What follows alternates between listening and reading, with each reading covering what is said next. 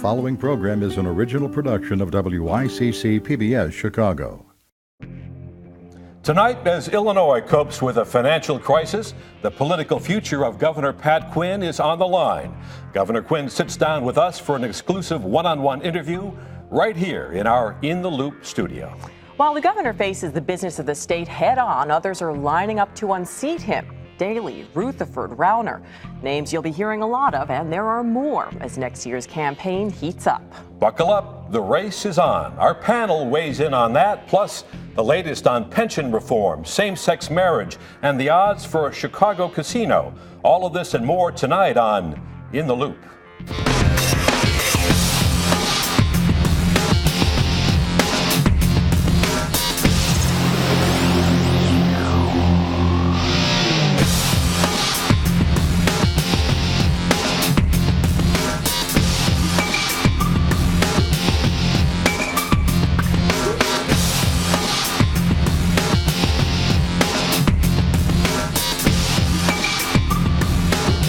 Good evening, I'm Barbara Pinto. And I'm Chris Bury. Tonight, an exclusive interview with Governor Pat Quinn. The governor has called a special session next week to deal with the pension crisis crippling state finances. But legislators have repeatedly failed to act. Will this time be any different? And with Democrats in Springfield unable to agree on so many big issues, Quinn's leadership is under fire and possible opponents are lining up. So the stakes could not be any higher for Governor Quinn, who may soon be running for his political life. We all know that we must reform the Illinois public pension system. So, members of the General Assembly, what are you waiting for?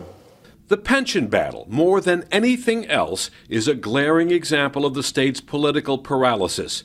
During his State of the State address, Quinn scolded and challenged lawmakers to do something about nearly $100 billion that Illinois taxpayers owe to retired state employees. But the governor has found it impossible to move the top two leaders, his fellow Democrats, to any concrete agreement. I stand ready to sign comprehensive pension reform immediately, today, but I cannot sign what I do not have on my desk. The failure to once again act on pension reform effectively froze other pressing business. The plans for 5 new casinos, including one in Chicago, never materialized. A proposal to allow same-sex marriage, something Governor Quinn supports, never even got a vote in Springfield. If you find someone and it's the same sex and you love them, then the heck with it. I mean, why is government sticking their nose in private business? So it has been a frustrating time for Quinn, who has spent his entire career in public life. He made his mark as a reformer and consumer advocate, founding the Citizens Utility Board, a watchdog on gas and electric companies. He clawed and climbed up the political ladder, becoming Illinois treasurer and lieutenant governor. After a disgraced Rod Blagojevich was removed from office, Quinn became governor, and then in 2010 ran to keep the job, winning a tight race with support from President Obama. Now, as the state's credit rating has sunk to the worst in the nation, he's launched a campaign to get the public behind pension reform. The problem is the squeeze. Shall we stop this bleeding? Let's get the job done. Thank you.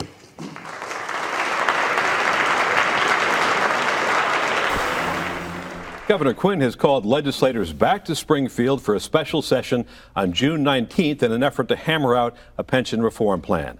And joining us to talk about that and other issues facing the state is Governor Pat Quinn, and welcome to the program. I'm glad to be here, Chris. We saw the clip from that public service announcement on pension reform, Pension the Python. One of your fellow Democrats, Bill Daley, who may be an opponent, used that to make a point that effectively you should have squeezed, he said. You should have squeezed your fellow Democratic leaders to get something done on pension reform. Was that a failure of leadership on your part? No, it's not. I've been working on this issue for several years. Matter of fact, over and over again, we've brought our legislators together to work on this issue, and we're going to continue to do it next week. But we don't live in a dictatorship. We have a democracy, and that means a legislature elected by the people. They have to pass the bill and put it on my desk so I can sign it into law. We've given them a lot of guidance, a lot of information, and I think last week we saw when the credit rating agencies lowered our bond rating again. That's information from real people who know about the economy, that it's time for the Illinois legislators to work together, both the leaders, Speaker Mike Madigan and President of the Senate John Cullerton. They've worked together for years. For more than 30 years, they've known each other. They've put bills on the desk of the governor when they want to. But when it's time for them to do that. But when it comes to pension reform, Governor, we've seen this movie again and again. We saw it last session. You called a special session in August, and yet nothing gets done. Is part of your job as leader of the party sometimes just to knock heads? Well, I bring them together, and I make it very clear to the legislators, both Democrat and Republican, that what's at stake here is our economy in Illinois, the future of our children and our education. It's time for them to do their job. There's unfinished business by the legislature. They've got to put a pension reform measure on my desk. I've given them the outline of how to do it. I've given them the specifics of what's in it, and it's time for them to act. As you say, the stakes here are very high, and our credit rating has suffered. We're paying more for our debt. So what explains this political dysfunction in Springfield? Well, I think too many legislators are worried about their own situation and not about the people of Illinois. My job as governor is to always worry about the public interest, the common good. I'm elected by all the people, and so sometimes you have to do very hard things for the common good. That's what I've been sent to Springfield on. I came after well, not just one, but two governors who are corrupt and are both in jail right now. They're still under prison. So I had to clean that up, and I have. And I have to take this pension problem that festered for years and years. Nobody did anything about it, and so it's my job to repair the damage, and I've laid out to the legislature exactly how to do it. I think voters might understand if one party controlled one house in Springfield, another party controlled another house, the way it is in Washington, divided government, but you are all Democrats. There's a Democrat in the governor's mansion, Democrat majorities in both houses, and yet still you guys can't get anything done. Well, I've always been against the inside operation of government. I've, as you said earlier, organized a citizen utility board. I actually led a petition drive that had a referendum that reduced the number of legislators in Springfield. So I've not always been a friend of the inside government types, whether they be Democrat or Republican. But I think it is curious that the President of the Senate and the Speaker of the House, who are very close friends, can't come together on a pension reform. They happen to be Democratic leaders, but it is important for them to get the job done, and it's high time. On that very point, there is a school of thought in Springfield that inaction is by design to make you look bad. I sure hope not. We have a primary next March 18th. I'm fully aware of that. But I'm focused on policy, not politics. And I hope all of our legislators, including the leaders, are not going to be playing politics with such an important issue as the public pension reform. If we don't reform it, we're losing of $17 million every day, a $100 billion liability. And this is accumulated over a period of time where the legislative leaders themselves have supported pension holidays that help create the problem. So it's time for them to do their job and get a bill on my desk. I'm perfectly willing to sign it. And if I could have issued an executive order without the legislature to do this job, I would have done it a long time ago. What kind of a relationship do you have with Speaker Madigan? Well, it's a civil relationship. I certainly respect everybody. I haven't in my whole life. That's what my father and mother taught me, to be respectful and listen to people. I don't always agree with whether it's the Speaker of the House or the President of the Senate, but I think it's important for the governor to be civil. Don't you find it somewhat unusual that the governor of the state of Illinois in this financial crisis can't reach the Speaker of the Assembly on a telephone? Well, he doesn't have a cell phone. In 2013. Yeah, and we had a weather emergency last night, and fortunately it wasn't as bad as predicted. But you always have to be on your toes in government because there may be an emergency where you have to be there right away for the people. That's what I do. It sounds like that's your way of saying he ought to get a cell phone. Well, I think that would be prudent. Yeah, you don't have to use it all the time, but in an emergency, we had a flood emergency earlier this year in Illinois. I woke up in the governor's mansion about 4 in the morning, and people were flooded all over our state. Well, I jumped on a plane, and I was all over Illinois for 8 straight days. And matter of fact, 32,000 people have gotten over $87 million in flood relief from the federal government because we acted quickly and decisively and got the job done. You have now called a special session for next week. How confident are you that this time, at long last, you will actually get a pension deal? I'm going to keep pushing and pushing and pushing the legislature to do their job. They have not put a bill on my desk that I can sign into law to make sure we get this problem resolved. It's good for our economy if we act. If we don't act, it's terrible for our economy and our jobs. And my job is to keep pushing the legislature till they do their job. Madigan says that his plan is the only one that gives the state the savings that it needs, and that you should just forget about the Cullerton proposal and get behind the Madigan plan once and for all. What do you say to that? I'm for comprehensive public pension reform, and I've outlined exactly, Chris, what that is. I'm not concerned about the number of the bill or the sponsor of the bill. I want to get an outcome that works for the people of Illinois. That's who we have to be loyal to, not to politicians, not to insiders, but to the everyday people who get up in the morning, they work a job, they're raising kids, they want their kids to have a good state. And until we get this pension reform done, our children will not have the state they should have. You've always said that casino legislation is going to have to wait for pension reform. You still feel that way? Yeah, I don't think we can have gaming legislation in Illinois, gaming expansion, unless this important mission of public pension reform is done for the people. The problem is, if it isn't done, it squeezes out our money for education, for health care, for public safety, for helping our veterans. These are our core priorities in government. This is what I believe in. And until the pension reform is done, it's going to crowd out money that we need to invest in those important causes. Even so, there were reports that you now have a deal with Chicago Mayor Rahm Emanuel on casinos. What is that deal? I've been talking to him, Mayor Emanuel, for the last couple of years about this issue. He obviously wants a casino in Chicago.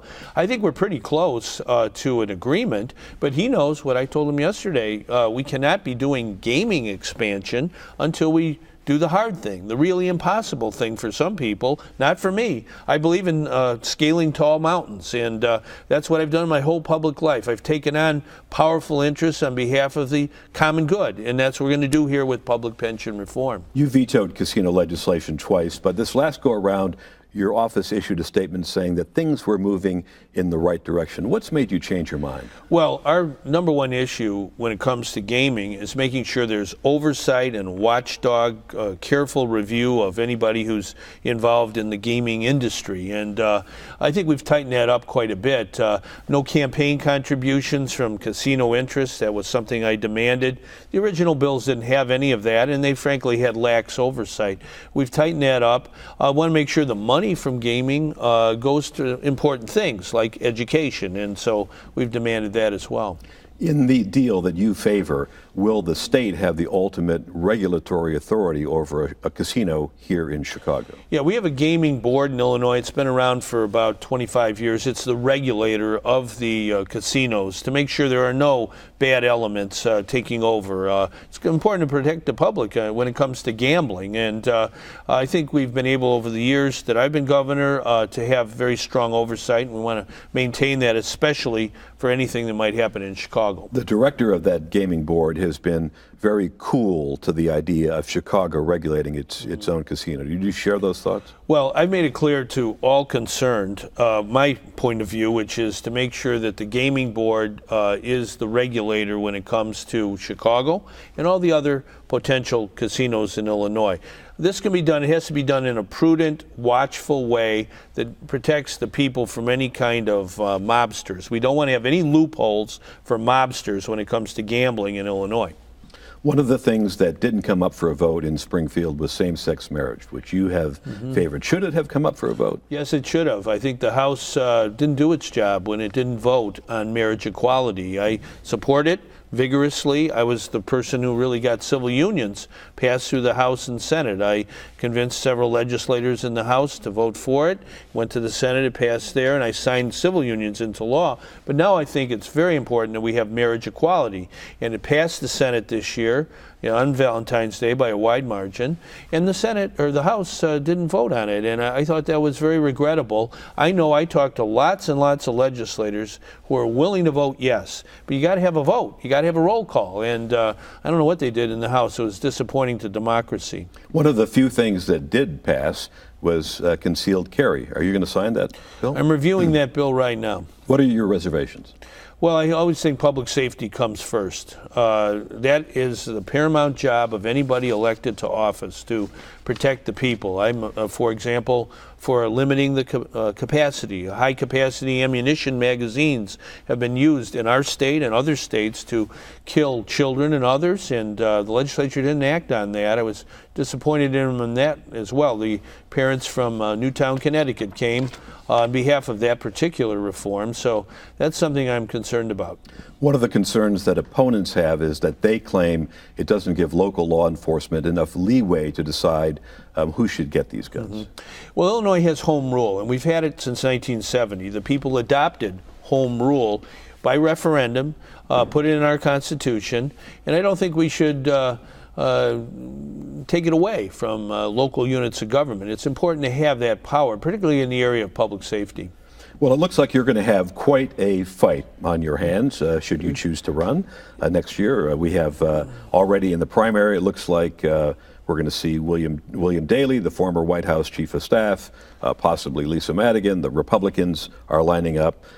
Given Illinois' precarious financial condition, is there anything that would make you choose not to run? Absolutely not. I'm working hard for the public interest. I have all my life, and I'm going to keep doing that.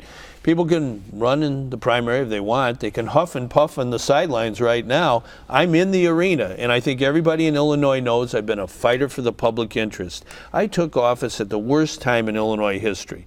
2 governors headed to jail. We cleaned up the corruption. We adopted recall for governor in the state of Illinois in case of any future corruption. The same way with respect to our public works. We passed the biggest public works program in the whole country to put people back to work on jobs. And I fight hard for consumers against big utilities, oftentimes trying to run the show in Springfield. Got to have a governor who fights hard, and I do. Why don't you declare your candidacy right now? The cameras are rolling. Well, I told everybody I'm planning to run. We'll have an official announcement if you want that. But I know how to, I think, organize everyday people. You know, I ran in 2010. I ran in a primary. I won that one. And then I had a run in a general election. I won that, too. And the reason I won, I think, is our grassroots energy. Everyday people who believe in the public interest and consumer interest. And but you had a razor-thin majority. You barely won that election. I did, yeah. And now your public approval ratings are down below 30%. What makes you think you can win? My public approval ratings were the same then as when I won as they are now. The point of the matter is, one more than the other guy is a landslide, in my opinion. I won those elections in 2010. There was a writer for the New York Times said I had a 9% chance of winning. 9%, he said. Well, I won. I won because I know everyday people come out on my side. I'm not somebody who has relatives in politics. I don't have lots of money or big-time special interests behind me. I've got the everyday people who believe in a governor who fights hard for them. Last time you had President Obama's explicit support. This time his former Chief of Staff, Bill Daley, looks like a candidate. Do you expect President Obama to back you as he did before? Well, he backed me in the general election. We had a primary, and he waited to the results of the primary. I imagine he'll do the same thing. I'm very good friends with President Obama. I worked very hard for the Affordable Care Act. We're going to be implementing that and getting health insurance, health coverage for thousands of Illinois citizens who don't have health insurance now. I walked across our state 12 years ago from the Mississippi River in Rock Island all the way to Chicago and Lake Michigan on behalf of decent health care for everybody. And you have to have a governor who fights hard for that. I had to push that through the legislature. They weren't all rooting for getting that done this year, but we got it done, and we're going to make sure more people have health coverage. Very quickly, Governor, we understand you have a gentlemanly wager with the governor of Massachusetts. What's that bet? Well, we bet on, it's a food bet, but if our team, the Blackhawks, when they win, Deval Patrick from Massachusetts will come to Chicago, to the Greater Chicago Food Depository, and volunteer with me at the food bank. We think he's on thin ice, and we hope you win that bet. If perish the thought of the Blackhawks don't prevail, I have to go to Boston and work in the food bank. Just forget about this. Yeah. It's not going to happen. After last night, we're in pretty good shape. Thank you so much for your time and for joining us this evening. Illinois residents elect the next governor in 2014, but the primary is less than a year from now. And in both parties, politicians who want the job are already lining up. And here's Barbara with more.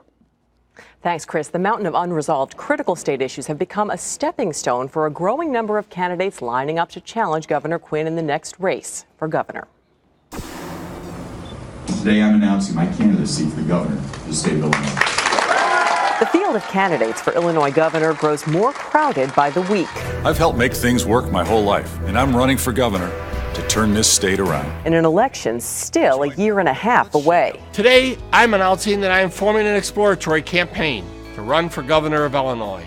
Former White House Chief of Staff, son of one Chicago mayor, brother of another, Bill Daley announced intentions to challenge Governor Quinn with this video on Tuesday. Fellow Democrat Attorney General Lisa Madigan, who's already accumulated $4 million in campaign cash, says she's seriously considering a run. On the Republican side, State Treasurer Dan Rutherford and venture capitalist Bruce Rauner announced last week. Senators Kirk Dillard and Bill Brady, who've both lost previous bids for governor, may also try again. The GOP wants to win back the governor's seat it lost 12 years ago. The 2014 race may be by far the most interesting race in both political parties' primaries. Roosevelt University professor Paul Green has been keeping a close eye on the state's problems and the candidates hoping to solve them. This campaign is going to be about how do we get out of this economic, not to get out of it, how do we start getting out of this economic mess? The central issue in this race, the state's crushing $100 billion pension crisis. There are a lot of important issues, be it guns, same-sex marriage, all those other issues, gaming that took up time, but all of those should be put on the back burner. There's only one real issue, and that's the pensions. Politics are never dull in Illinois. We are early on in the governor's race with so much to talk about. And here, ready to weigh in on all things gubernatorial, our panel of political experts, Republican strategist Lenny McAllister, Chicago Sun-Times political reporter Natasha Korecki, and Andy Shaw, president and CEO of the Better Government Association. Welcome to you all. You just heard the governor talk about the long list of state problems with Chris. The state has $100 billion in pension debt, a problem that costs us, he said, $17 million a day. The supermajority of Democrats in both houses can't really agree on much, and by some accounts, the credit rating of our state is neck and neck with that of Botswana. Lenny, why would anyone want the job of governor at this point? Well, there's a lot of upside if you can turn this around. And one of the things that we didn't hear throughout the whole interview is the unemployment rate. That unemployment rate is depressing, and you're not going to be able to turn anything around in this state from a revenue standpoint until employers want to come back to Illinois, until people are back to work in a very real sense. When you're talking about poverty rates down in places such as Kankakee, that's higher than the city of Chicago. When you're talking about unemployment rates overall at 9% throughout the state, and in some areas such as Rockford in double digits, those are problems that we're not talking about. And we could talk about pension reform all we want, but until people go back to work, we're not going to have the type of revenue we need to actually plug in the holes that we continue to face here in the state. But on some counts, I mean, if you have a state with so much financial trouble, can there not be the money to provide for those efforts to create jobs, Natasha? Well, you know, the two problems go hand in hand. You know, as the governor was saying, that this pension liability is taking more and more of our state budget. It needs to get fixed. And you know, for Cullerton and Madigan to both just lay the blame on the governor, I mean, they all should be sharing this blame pretty equally. And Lenny's right that the political and the governmental systems run hand in hand. This is a terrible business climate in the state. This is a state where the instinctive reaction of business is not to expand, not to relocate, not to think about coming here in the first place. And even though Mayor Emanuel has lured some businesses back downtown, I don't think that the economy is going to rebound in Illinois the way it has other places until business sees a governmental system that is not so dysfunctional. And with this pension crisis, you have the epitome of dysfunctionality. Let's talk politics for a second. Natasha, how vulnerable is Governor Quinn? He's extremely vulnerable. He is in a very difficult position. You know, you were just trying to pin him down on, you know, why doesn't he just back Madigan's bill once and for all? Well, you're dealing with two pretty big egos in Springfield. He cannot just alienate Cullerton. On the other hand, I sort of saw last week's maneuvering with Madigan being out of touch without the cell phone. I think that may have backfired on Madigan, and I think he was sort of surprised by that. And I think that's why we saw him, you know, coming out earlier this week. Note he and Cullerton, who are supposedly not getting along or you can't come on a compromise, are standing right next to each other looking like they're the best I found of it friends. somewhat amazing that the minority leader, Tom Cross, comes out and actually says what a lot of people have been thinking, that this inaction is by design, that they are trying to stiff Governor Quinn in order to make him look bad and get somebody else, presumably Lisa Madigan, elected. Or conversely, deny him the most important single victory that would give him a jump start toward a possible reelection. I agree with Natasha. The odds are long that he will survive a primary, let alone a general election. The things he said that he does that do resonate cannot in any way, shape, or form compete with the ads that are going to trash him for the failed leadership over pensions, $8 billion in unpaid bills, unbalanced budget, high unemployment. So if he were to get pension reform, the single biggest issue facing the state, that would give him a huge quiver of ammunition to run against Lisa Madigan or Bill Daley. So conventional wisdom is, why would Mike Madigan enable him to run a successful race against Mike's daughter? Better to kick the can down the road on pension reform, which is why no one thinks they'll get it done in this special session. It's a cynical way of looking at things. Well, it is, but it also goes back to why Cross would say something, because if you're a Republican, the guy that you want to be, the person that runs on that Democratic ticket that you want there, is Governor Quinn. He's the one with the low approval ratings. He's the one that has to still wear everything from Blago all the way forward to what's been going on down in Springfield. If you feel as though you're going to get that gubernatorial mansion back as a Republican, the person you want running in the general election is Governor Quinn. If it ends up being Daley, if it ends up being Madigan, you have a much tougher fight, especially Madigan, who probably will not have that hard of a time raising money. She's already ahead of the other two, and you have to imagine that Daley's going to be able to raise money as well. The person that would have the least amount of money and the most amount of baggage would be Quinn. Bottom line, Natasha, can Governor Quinn win re-election without a pension deal? I don't know that he can. And he has to, if he has any hope, he has to really push this message that it wasn't him, it was Madigan. It was Madigan and Cullerton's inaction. And you talked about why did Tom Cross come out and say that? Because I think the perception is, how could they not have accomplished this? This was, Quinn made it very clear that this was the issue. How could they not have come up with a deal? How could they not even call something on the last day? And at the end of the day, the governor, who is the leader of the entire state, cannot somehow blame a legislative leader. At the end of the day, you measure a governor's reelection campaign on the leadership issue. And even though it is hard to dictate anything to Mike Madigan or John Cullerton, the expectation is that you lead aggressively and energetically and get pension reform done. And if you don't, and Quinn has never really had his own great plan. He's had hybrid suggestions. So he can't claim to have been the pension champ. He hasn't put a plan on the table that is palatable to very many people. When you look at the primary coming up, and it's less than a year away in March, how does the field look? I mean, Bill Daley, is he going to have trouble running downstate? Is that going to be the big political question for him? I think the Daley name is not going to play as well as the Daleys believe. I mean, it's sort of a dream for Quinn, right? You've got two political dynasties. If Lisa Madigan gets in, then you've got the Daleys. Then you're sort of happy with that. There's a lot of people saying that if Lisa Madigan does come in, and she probably hasn't yet because this pension deal hasn't been solved, and she's getting to be very quiet about it right now. She has that because she has not announced yet. There's people saying that Daley might, then pull the plug on it. But we have to leave it there. I'm sorry, Natasha, for interrupting, but thank you, everybody. Lenny McAllister, Natasha Gorecki, and Andy Shaw, we appreciate you being here. And tonight we close out our first season on the air here at WYCC PBS Chicago. It has been a great run, and we have you, our loyal viewers, to thank. We'll be back Thursday, August 22nd for a brand new season, bringing more of the stories that matter to you. But until then, you'll be able to catch repeats of In the Loop same time every Thursday night at 7 and Sunday night at 6:30. We'll hope you'll stick around tonight and join us as we continue this very discussion on WYCC.org right now. I'm Chris Bury. And I'm Barbara Pinto. Until we see you in late August, good night.